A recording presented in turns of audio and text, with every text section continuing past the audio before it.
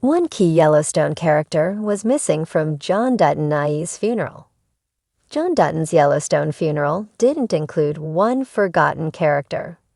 The family's patriarch and the soul of the series died in the Yellowstone Season 5, Part 2 premiere, with a crime scene at the Montana governor's mansion sealing Kevin Costner's exit.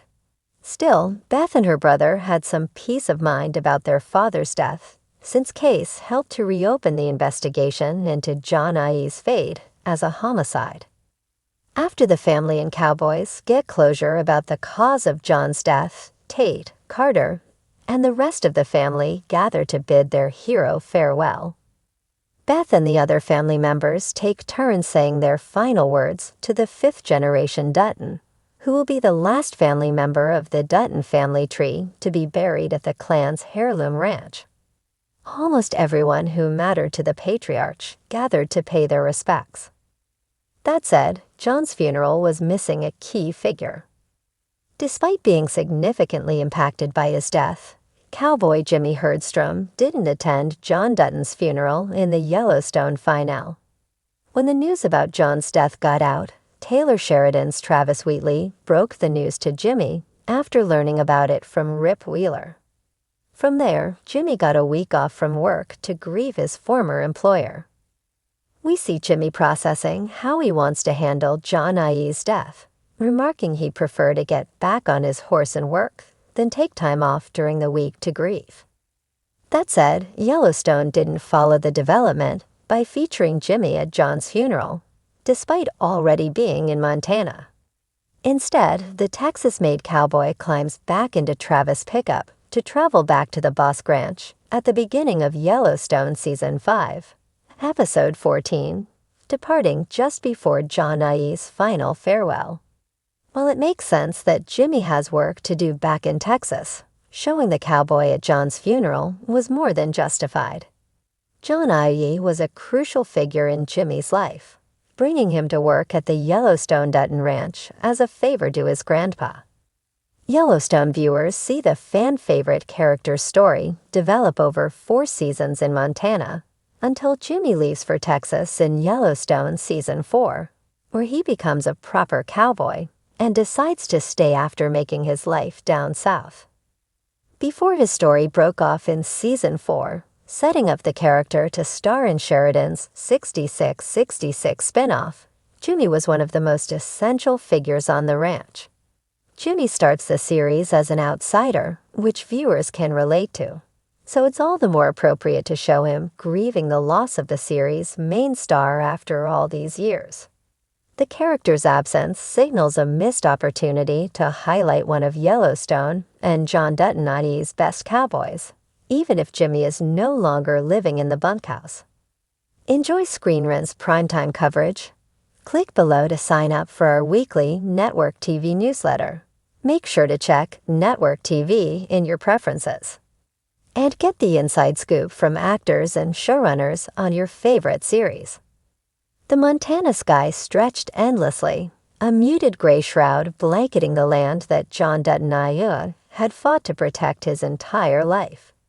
The sprawling Yellowstone ranch stood solemn, its iconic beauty subdued under the weight of loss. The family, what was left of it, had gathered to bid farewell to the patriarch, a man as unyielding as the land he loved. Friends, neighbors, ranch hands, and rivals formed a sea of black-clad mourners. But amidst the crowd, one absence loomed larger than any presence: Case Dutton.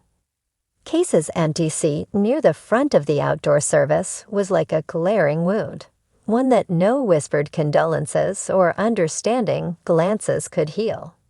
Every other Dutton was accounted for, Beth, sharp-eyed and stoic, despite the faint quiver of her cigarette.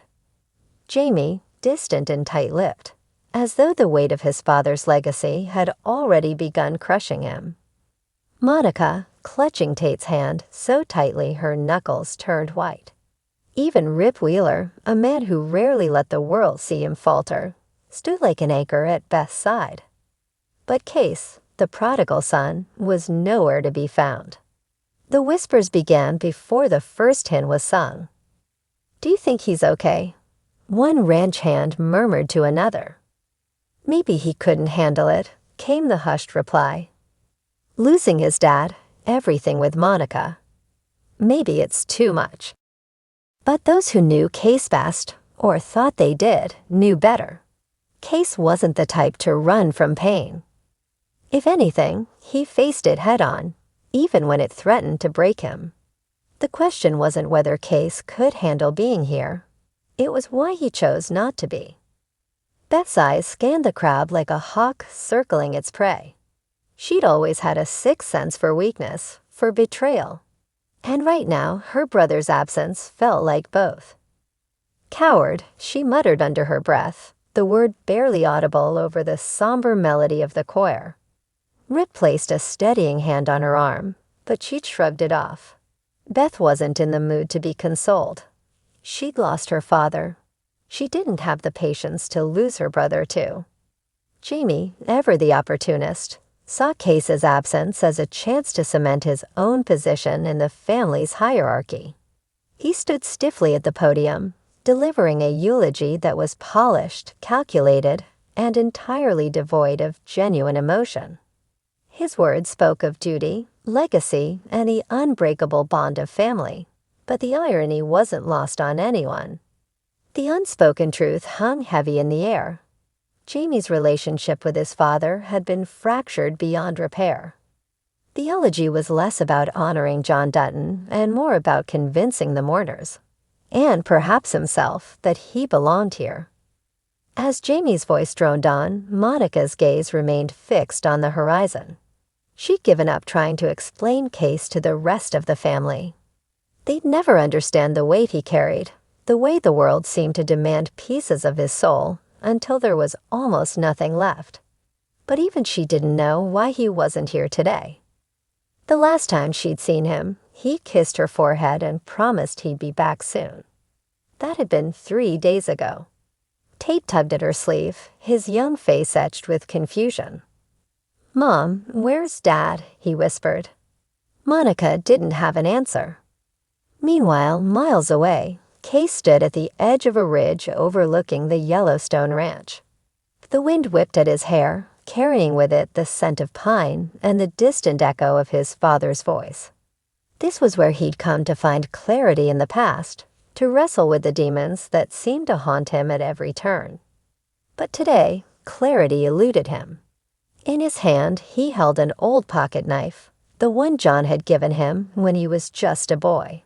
The blade was worn, the handle nicked and scarred from years of use. It was a relic of their complicated bond, a reminder of lessons learned the hard way. "You're stronger than you think," John had told him the day he'd handed over the knife. "And when you're not, this will remind you how to be." But Case didn't feel strong. He felt like a failure, as a son, as a husband, as a father. He'd spent his entire life trying to reconcile the man he wanted to be with the man his father expected him to be. And now, with John gone, the weight of that unresolved tension was suffocating. He'd come here looking for answers, but all he found was silence. The kind of silence that made you question everything. Back at the ranch, the funeral procession began to move toward the family cemetery. Beth lit another cigarette, her hands trembling as she fumbled with the lighter. She'd always prided herself on her ability to compartmentalize, to bury her emotions beneath layers of sarcasm and spite. But today, those layers were unraveling. "He should be here," she said to no one in particular. "Maybe he has his reasons," Rip offered cautiously. Beth turned to him, her eyes blazing. What reason could he possibly have that's more important than this? Rip didn't respond. He knew better than to argue with Beth when she was like this. But deep down, he couldn't shake the feeling that Case's absence wasn't about avoidance or indifference. It was about something bigger, something none of them could yet understand. As the first shovelful of dirt was thrown onto John Dutton's grave, a lone figure appeared in the distance. Heads turned, murmurs rippled through the crowd.